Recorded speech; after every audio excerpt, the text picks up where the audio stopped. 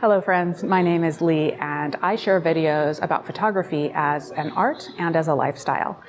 Today, Raymond and I are out at the Hurd Museum in Phoenix, Arizona.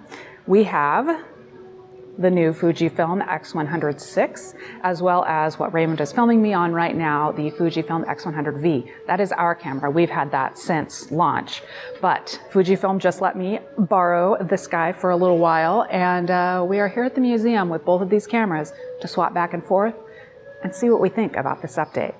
As a quick background, I have used many Fujifilm cameras, including several of the X100 series cameras. I used a borrowed X100T back in the day during a trip to Seattle. I thoroughly enjoyed the camera, but it didn't really have a place in my collection at the time, so I didn't make a purchase. Then the X100F arrived, and both Raymond and I fell in love. We purchased it and used it quite a lot. And then the much improved lens of the X100V had us making that purchase after I used it in New York City at the pre-launch event. Now, years later, the X100 VI is here to entice us. Both Raymond and I love the feel of this camera in our hands and how it invites you to be more involved in your own photography with the aperture ring on the lens, the shutter speed, ISO, and exposure compensation dials on the top of the camera. You can set each of the shutter speed, aperture, and ISO dials and rings for A, for auto, so that you can take varying degrees of control. For this outing, both Raymond and I set the shutter speed and ISO dials to A, but controlled our aperture with the ring on the lens and used exposure compensation when needed. For me, that meant I could focus my attention on creating different depth of field effects or allowing more light into the camera for the dim museum spaces, while not taking too much of my attention away from enjoying the Hurd Museum.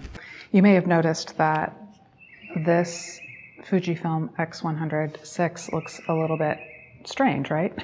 It has the accessory lens on it. This is the wide angle lens that you can, as I'm showing you, screw onto the front.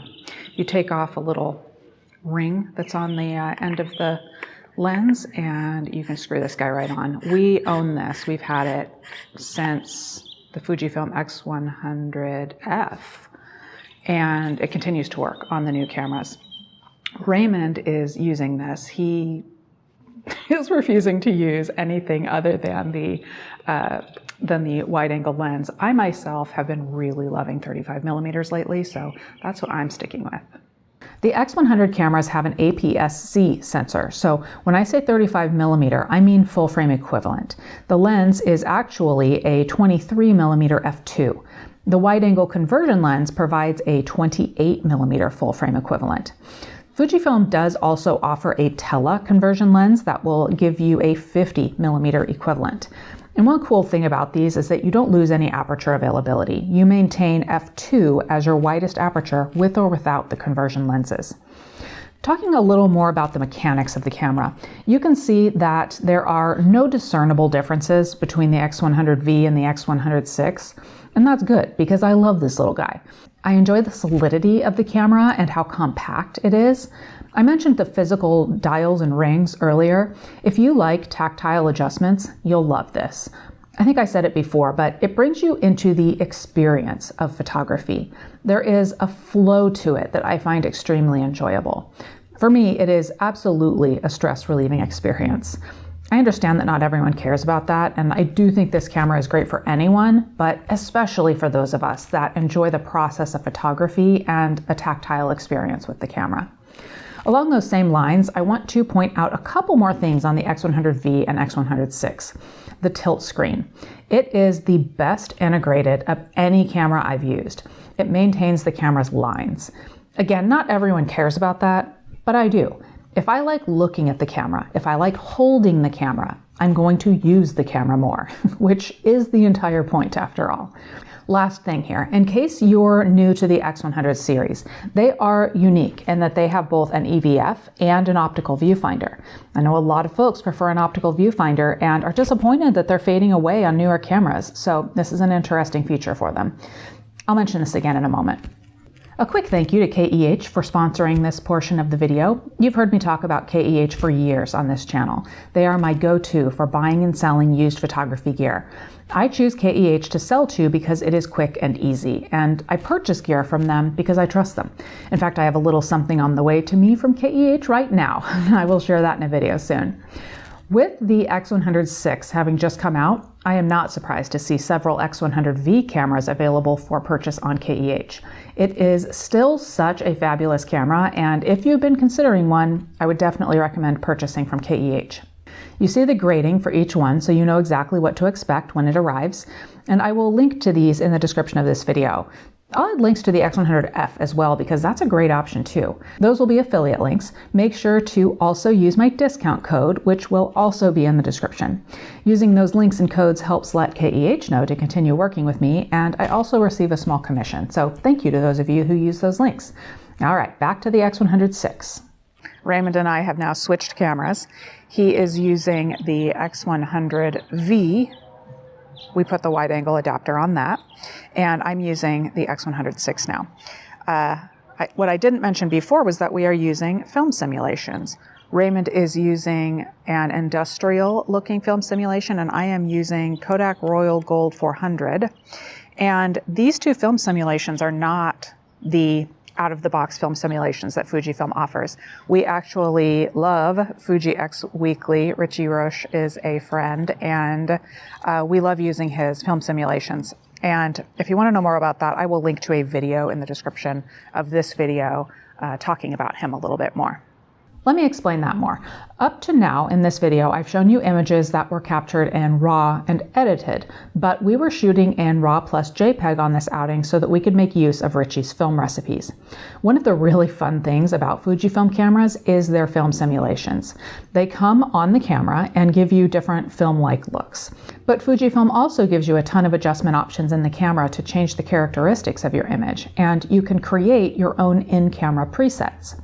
Like I mentioned, we like to go to FujiXweekly.com and copy some of Richie's film recipes.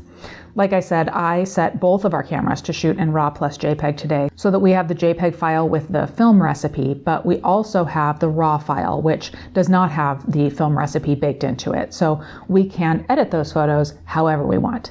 I mainly did that because I'm making this video and wanted to show you all both ways, but I generally like to set my X100 cameras to JPEG and then shoot a film simulation or film recipe and just go with it.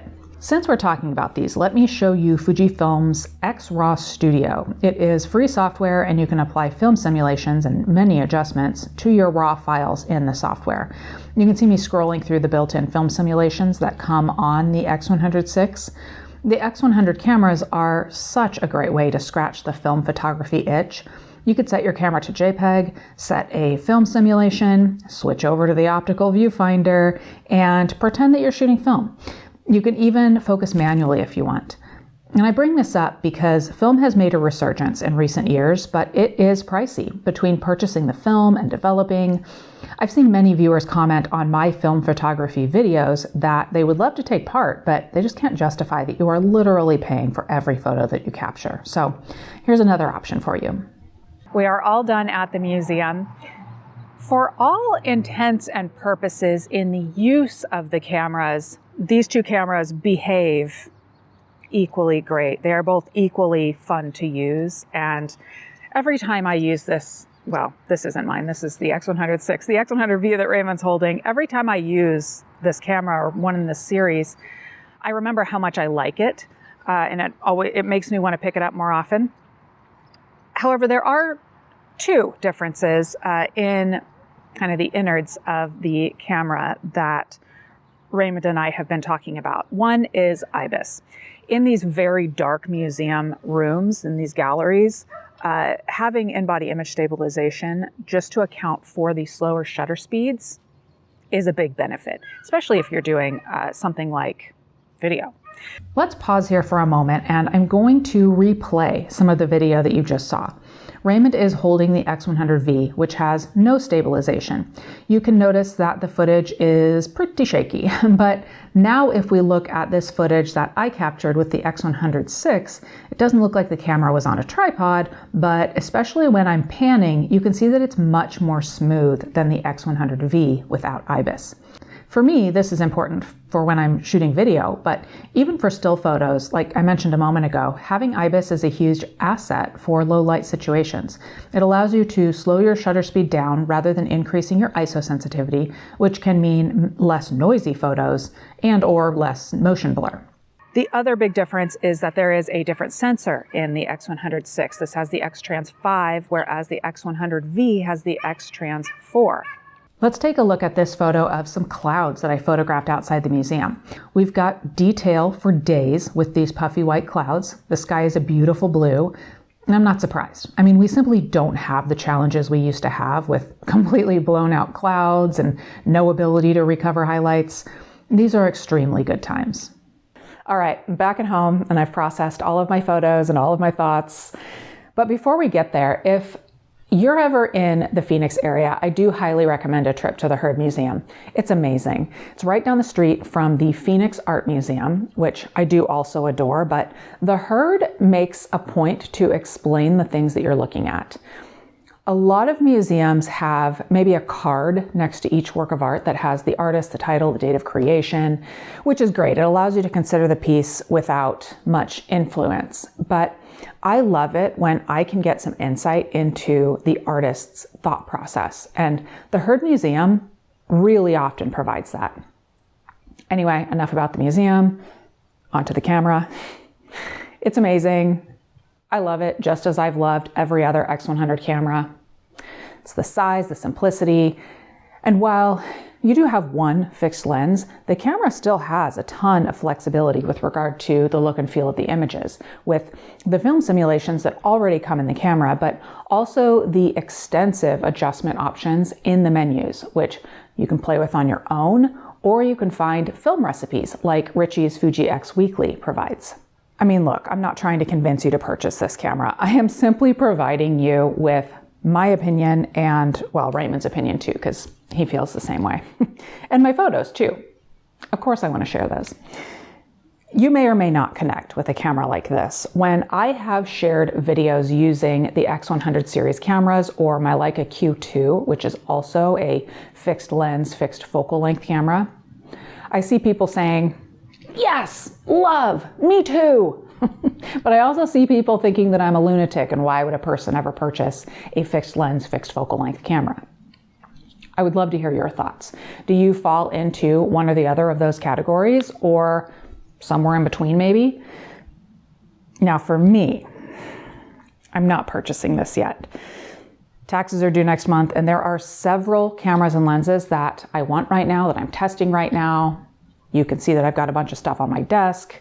I need to decide what I actually want to invest in. And I have the X100V. But the addition of IBIS in this does really make me want to send the X100V off to KEH and purchase this new one. Actually, Fujifilm just announced a limited edition package of this. It has the cutest engraving on the top. Make fun of me if you will, but I want it so bad. Alas, I am about to send this back to Fujifilm and continue using my X100V for a while longer. So thank you to Fujifilm for allowing me to borrow this camera. Y'all let me know if there are other Fujifilm offerings that you would like for me to borrow and make a video about. I don't think I've used anything from their current lineup, and well, I think I should. I like Fujifilm. Okay, everyone, I am signing off. Thank you for watching.